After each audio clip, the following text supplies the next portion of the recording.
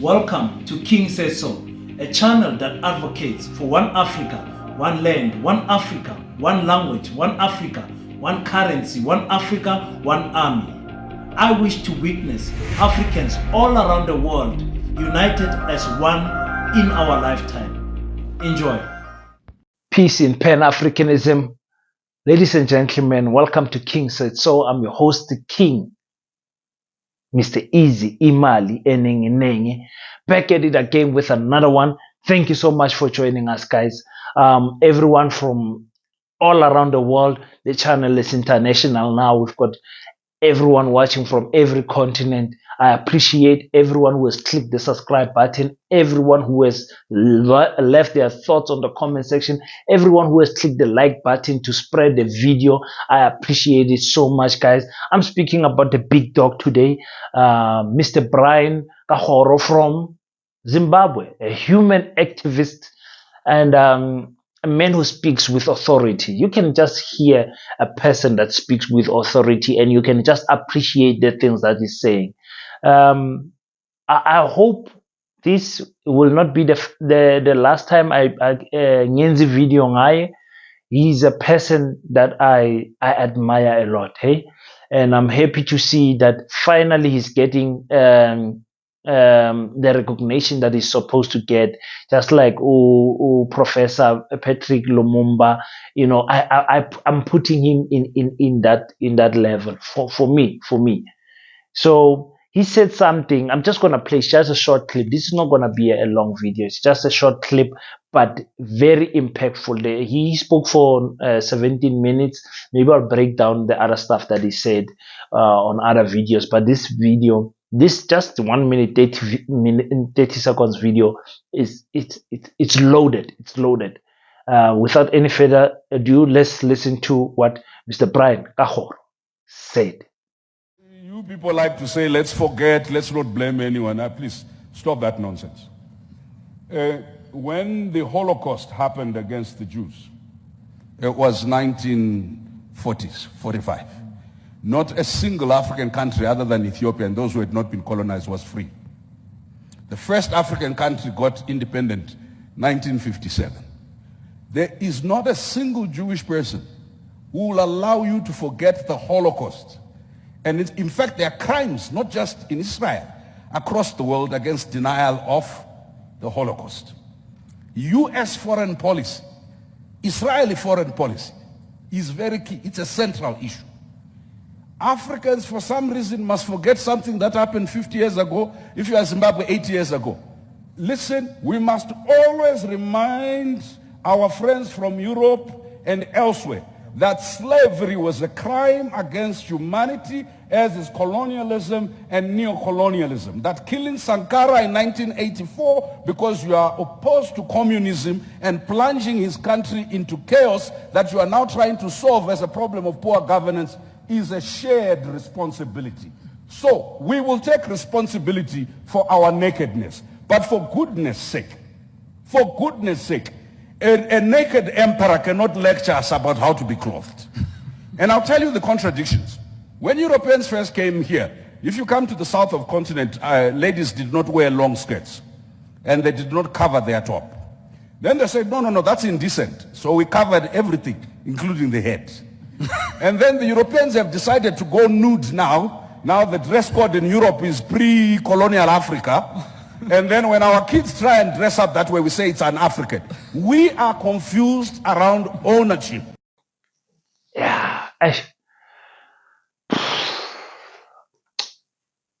Brian Kagoro, I'm saying Kagoro because Kagoro means something in Tswana. Brian with the door. That's what it means in Tswana. His surname translated in Tswana. We are one people, but I'm sure in Zimbabwe they probably pronounce it Brian Kagoro. What he just said for me is what I've been crying about in South Africa. South Africa is trying so hard to forget the trauma that apartheid has left in South African people. Remember, we are still living with people that was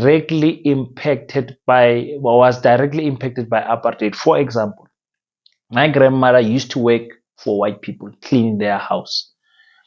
The story she tells me is that one day when she was working, washing curtains, and she was hanging the curtains, and the small white boys came back from school. And my grandmother, being an African woman, very curvilicious and everything, these boys tried to, uh, sexually harass her, touching her inappropriately so. And she managed to fight them off. Just two boys, two white boys, and then she got away, and she never went back to that house again, because she knew if she told the boss would not believe her. So she carried that trauma so bad that she never worked again, ever again. Luckily, she got married, and she got to married to my grandfather, who is a traditional person like myself, who believed that women must run business, run their household, and not work for another boss. I strongly believe in that. I believe every woman must have a business that she's running, and she must be the boss. And my wife is not going to report to any man. The trauma, she, when she tells me that, I can see it in her face. Then you have my mother, who has experienced, she was the first generation to get into government. My mother was already working for government in the 1980s. She started working, I think, in 1984, and formally employed, permanently employed, I think, in 86 in the Department of Agriculture.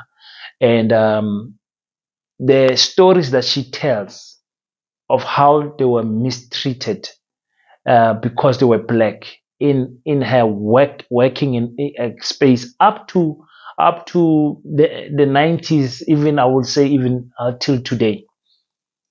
I would say till today, because I'm also working for the Department of Agriculture that has merged now with the Department of Environment. Those two departments were purely white department. Agriculture was run by Boers, and environment the same thing. They were the ones who were doing nature. So you meet people that I am now in charge over them, white people, and they can't accept that. They can't accept that this young boy is coming to check our assets, is coming to tell us what to do, and everything. They can't accept it.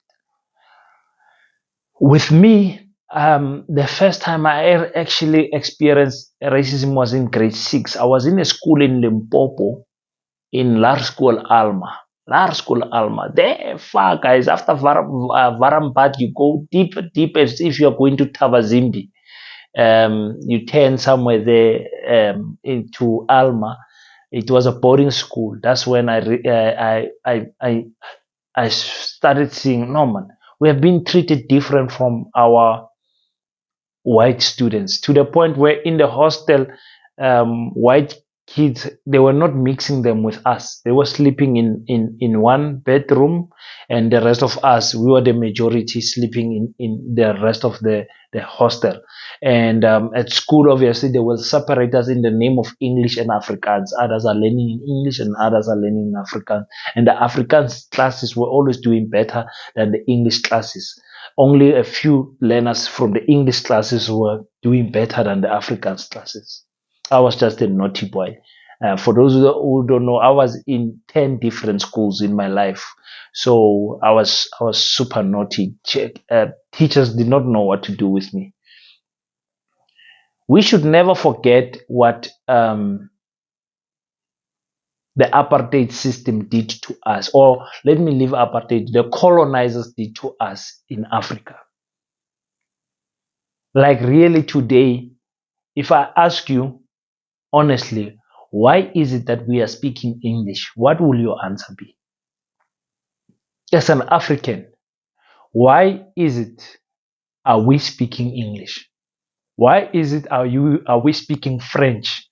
There is no French person next to us. There is no English person next to us, but we are speaking English. Can you see how deep the system of colonialism has worked in our brains to such an extent that we obey the master even when the master is not present. This is what is happening here. We're naming our children, we're giving them white names. Some of you don't want to accept this. That's why you saw Dr. Umo Johnson from America changing his surname from Johnson to Ifatunde. He changing the surname, coming to Africa looking for his roots. See, I think he is from Ghana or something like that. His ancestors are from Ghana. Ghana, Senegal, somewhere there in the West. Why is it that we Africans are forced to forget what happened to our ancestors, and it's not so far ago? South Africa got its independence. It's not even independence. We're going to call it democracy, artificial democracy, 29 years ago. I think South Africa is the last country in Africa to get independence. Am I right or wrong? I don't know of any other country that got any independence after us. I'm speaking under correction. Go on the comment section and tell me if I'm right or wrong. But the way our people would want you to forget, even now some South African people, they just want to forget about what happened 29 years ago. A 29-year-old person knows nothing. 29-year-old person, some of them are still discovering themselves, fresh from out of varsity, still new in the working environment. 29-year-old. 29-year-old probably has 1 or 2 kids. 29-year-olds most of the time are not married. I don't know why, guys. I preach that you should get married early, but that's a topic for another day. I'll tell you why I say that on another different topic. But you comment on the comment section. What do you think is a perfect age for marriage, so that I can see your thoughts? I will clarify my thoughts later. Forget about material positions and educational level. Just think of a number. Is it 25, 28, 32, 35? Just tell me, what do you think? When should a person get married? Ideally. Don't think about the other things. If you have money or don't have money, don't think about those things. Just give me an age on the comment section. So these people have assassinated Thomas Sankara, 1980, in the 80s, 1985, I think. They've assassinated because he was looking to build one Africa, one land, Africa without any borders. Poor Thomas Sankara probably died without speaking English or speaking French, because they were colonized by the French. So could not communicate clearly with the rest of the continent, because Africa does not have a language that it depends on. They assassinated Muhammad Gaddafi. They killed him for wanting to start an African bank and an African currency. They knew that there is no currency, there is no US dollar or euro that can fight the African currency. They killed him. They killed Chris Hani, shot him in the gateway of his house on the head, killed him just like that, because he was fighting for the land of South Africa, and he was saying, listen, Mandela, I don't know why you guys are not fighting for the land. What is it that you are negotiating? They kept him out of the final negotiations, just so that they can speak to the softer Mandela, because Mandela went into prison radical. But those 20, it's not actually 27 years, guys. It's not true that it's 20. I think it's 25 years. I think he spent some years in house arrest, about 3 years or something like that, speaking under correction. But he did not spend 27 years in Robben Island as generally believed. So when he came out, he was an old man, did not have the spirit of fighting anymore. Not so long after coming out, then divorcing Winnie, who did not understand what is going on. The Mandela I know is a fighter. But that's a topic for another day. We cannot forget what happened to us Africans. Let's not forget. And we are not teaching our history properly in our schools. And we are not teaching the African history properly in our schools.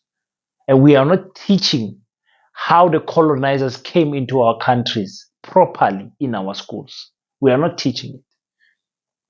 When did Jan van Rysburg land? When did the Portuguese come and fight the Khoisan people? How did the French land in? Who divided this continent into British, French, Italy, Portuguese, and the Dutch? Who divided it? You know, those type of things is what we should be teaching the young people so that they can grow with the mindset knowing what actually happened in Africa. It's very true. We should not forget. Our politicians don't speak about what happened anymore. They don't speak about it enough, according to me. So, guys, it just breaks my heart, man, because the trauma is, we're carrying the trauma without addressing it. And as the generation of today, we think it does not affect us because we did not live in those years. Some of us actually did, but it's for me, it's so painful that we are going to pass ignorance to our children. Our children will be oblivious to what happened in the past because we are not educating them. The school system, the educational system is not there to educate. It's there just to create workers, not thinkers. Guys, yeah, no, guys. Okay, if we do one thing right, let's get this 10,000 subscribers. Excuse me. Let's get this 10,000 subscribers before the end of the year. We'll be very happy. I want to print the t-shirts of 10,000 subscribers and stuff like that. And let's show each other love as Africans, man. Let's show each other love. Can we just spread love as Africans? Can we pray for each other? Can we give each other hugs when we see each other on the streets? Can we work with each other? Can we start business with each other? Because some other businesses that are difficult to start here in South Africa are actually easy to start in Zimbabwe, like mining gold. Very easy to do that side. The license for mining there and here, totally different.